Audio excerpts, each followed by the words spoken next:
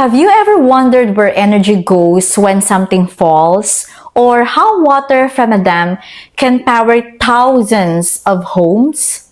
Today, we're diving into one of the most important concepts in physics, which is conservation of energy. So we'll be talking about how energy is never created nor destroyed, and how potential energy turns into kinetic energy, and how this amazing principle is used in real life, especially in hydroelectric power plants like the Magat Dam right here in the Philippines. By the end of this video, you'll understand why energy always remains constant, how objects exchange potential in kinetic energy, and how lakes and dams generate electricity for our homes. Hello, my dear students. Welcome back to my YouTube channel. This is me once again, Teacher Tin, your science teacher for today. So if you are ready to unlock the power of energy transformation, make sure to like this video, subscribe, and let's get started.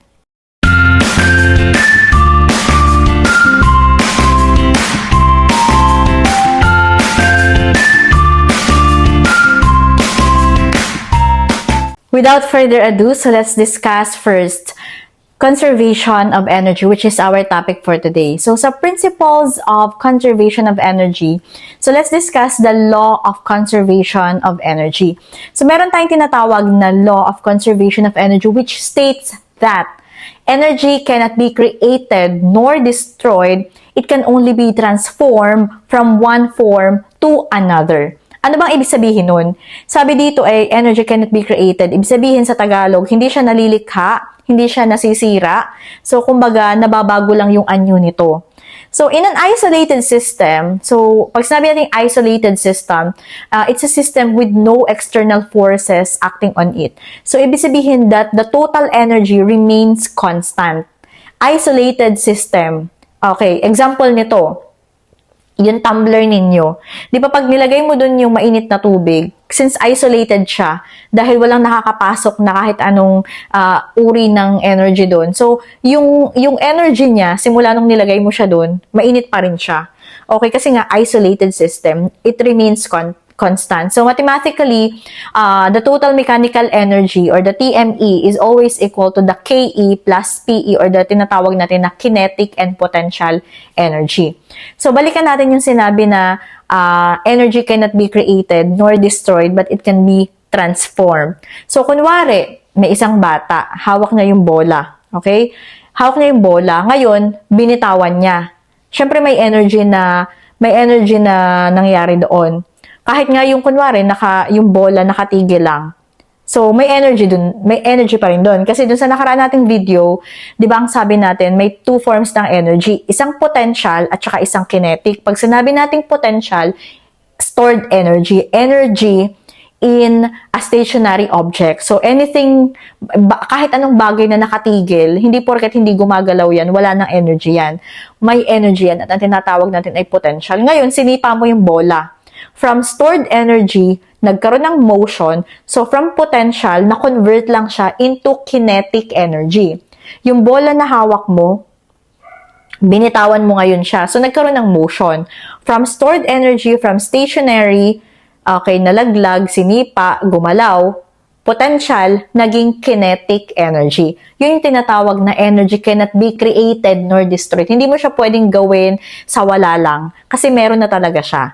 Ang nangyayari lang is nagkakaroon ng transformation kaya nako-convert siya into another form of energy. Another example. Dahil mainit ang panahon, electric fan. So, kunwari, sinaksak mo yung electric fan. So, nung sinaksak mo yung electric fan, anong energy ang nagkaroon doon? Sinaksak mo, so may electricity doon. So, there is an electrical energy. Okay, ngayon, nung sinaksak mo yung electric fan, pinindot mo ngayon yung power. So, anong nangyari sa electric fan? Di ba umikot? So, yung pag-ikot niyang yun, since meron ng makina na gumagalaw doon, paano nangyari doon? So, from electric energy, na-convert naman siya into mechanical energy. So, nakita nyo, yung pag-ikot ng blade ng electric fan, mechanical energy na yun eh. At habang gumagana yung electric fan nyo, anong napapansin nyo? Lalo na kapag matagal nyo na siyang ginagamit. Pag hinipo or tinouch nyo ngayon yung likod niyan, what happens? Di ba mainit naman? So, from mechanical energy, so nagkaroon siya ng heat energy. Kasi nangyari yun sa init ng motor nung electric fan. So, kung mapapansin nyo, hindi naman nawala yung energy eh. Sinaksak mo, umikot, uminit. But what happens is nag-iba-iba lang siya ng form. That's the principle of conservation of energy, that energy cannot be created nor destroyed, but it can only be transformed into one form to another. Gusto niyo pa ng example para mas maintindihan nyo? Okay, I know you are familiar with the hydroelectric dam.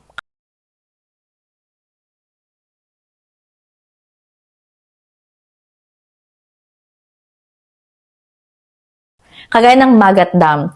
So, yung tubig sa itaas ng dam, syempre stored yan. Nakatigil siya. So, it is known as potential energy. May potential energy dyan. And once na pinakawalan yung tubig sa dam, from the stored energy, binuksan mo yung dam, so, ang nangyari dyan is, okay, nagkaroon ng motion yung tubig. So, from potential energy, it was converted into kinetic energy kasi nagkaroon ng motion. And we know that kinetic energy is energy in motion. So, ngayon, pinaikot yung turbine.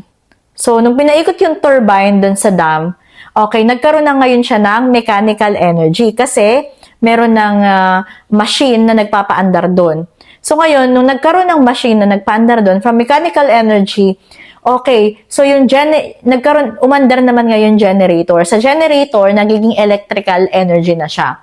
So that's a very clear evidence and very clear explanation of how the energy is being conserved in our real life. Another topic that we are discussing is the conservation in a system. So conservation of energy applies when the system is isolated, no external work is done, no energy is lost due to friction or heat. So, let's say, for example, a falling ball, nalaglag na bola from the top. So, di ba sabi natin, habang nasa taas siya, nasa tuktok, there is a high potential energy. Dahil sabi nga natin, di ba, sa potential energy, there are two factors that might affect the potential energy. First is the mass, and the second one is the position. The higher the position, the higher the potential energy. So, ngayon, kapag nasa tuktok siya, mataas ang potential, pero mababa ang kinetic since it is in stationary position, walang kinetic, mababa. However, nung nalaglag siya, binitawan mo na yung bola. So, yung potential energy niya, since nawawala na siya sa pagiging stationary niyan, bumababa na ang potential energy.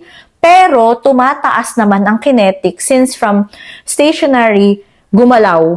So, paggalaw niya, tumaas naman ngayon ang kinetic energy. However, just before it hits the ground, so nagkakaroon ng low potential energy, pababa ng pababa siya, bumababa ang potential energy, pero yung kinetic energy, okay, nare-reach niya yung kanyang maximum rate. So, take note that total mechanical energy remains constant throughout the motion. Ano naman ang ibig sabihin ng energy conversion in gravitational fields? So, when the object moves under gravity, yan, papasok na dito ang ating gravitational force. So, again, when object moves, okay, under gravity, so take note that the potential and the kinetic energy ay, kumbaga, nagkakaroon siya ng, reversible. From potential, it can be kinetic, and then from kinetic, pwede siyang maging potential energy. So, ano yung mga examples ng nagkakaroon ng conversion in gravitational fields? Example, roller coaster going down a hill. Di ba ang roller coaster naman kasi ay hindi constant yung movement yan. May tumataas, may bumababa, may umiikot. So, nagkakaroon ng conversion, reversible, nataas yung potential, bumababa ang kinetic, tataas ang kinetic, bababa ang potential. Another one is water flowing a waterfall. Diba? Siyempre, habang nasa taas, mataas yung potential, tapos biglang pagbagsak, yan, bababa ang potential, tataas ang kinetic. Pendulum swinging, alam niyo yung pendulum, yung na ganon-ganon, diba? So, naiiba yung position niya kasi may nasa baba, tapos pagdating dito, mag-stop siya ng bahagya. So, mataas ang potential. Okay, yung ganun. Tapos, tapos pag akyat niya ulit doon, mataas na yung PE. Tapos, bababa ulit, mataas ang KE. Pupunta ulit sa tuktok, mataas ang PE. And then, another one is a book falling from a table or anything that falls down from the top. So, merong conversion ng energy through the gravitational fields. Now, let's talk about utilizing potential energy from lakes and dams for electricity. Number one is the hydroelectric power generation.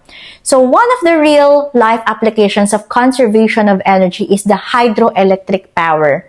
A very good example in the Philippines is the National Power Corporation, which operates several hydroelectric power plants. Alam nyo ba yun? So, paano nangyayari yan? When water is stored in a dam, kasi syempre yung mga tubig naman talaga iniipon yan sa dam. Ibig sabihin, kung iniipon siya sa dam, mataas yung elevation yan. Pag mataas ang elevation, mataas ang potential energy. So, kapag nirelease yan, okay, yung water magpo-flows going down.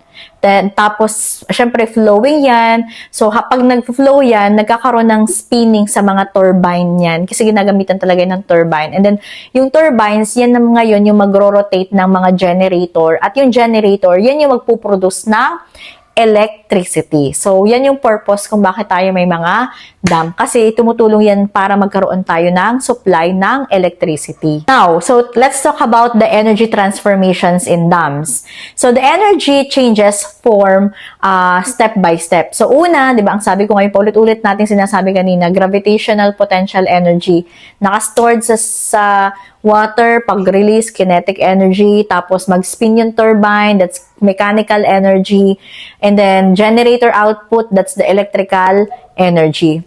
And like what I said, the very good example of hydroelectric dam in the Philippines is the Magat Dam. Now, if we're going to talk about the engineering applications of this, so we can say that civil and electrical engineers design dams to, ano nga ba yung mga purpose at application ng ganitong klase ng energy? Una, it maximize the water height. So, the more na ma-maximize yung height ng water, so nag-i-increase ang potential energy.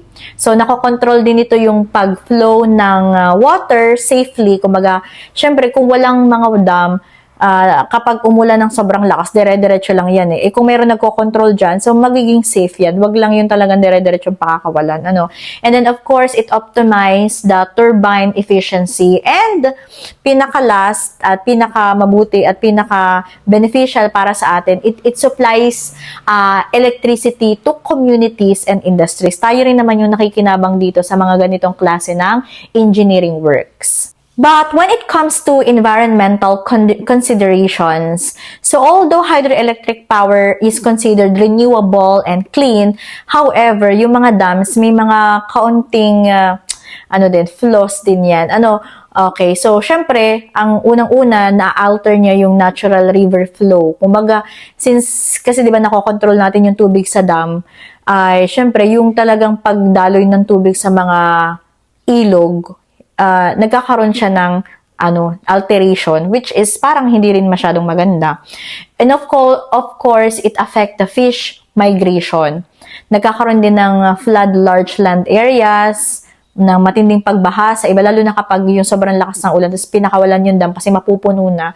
So, nagkakaroon ng baha sa mga malalapit na lugar. And of course, it also displays local communities. Kaya nga, yung mga engineers, they should also balance the energy production, the environmental sustainability, and of course, the community welfare.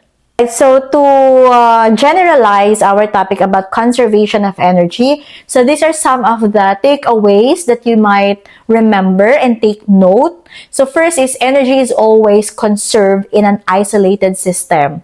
Second, mechanical energy is always equal to the sum of kinetic energy and potential energy. Third, remember that energy constantly changes form. For hydroelectric power is a real-life application of conservation of energy.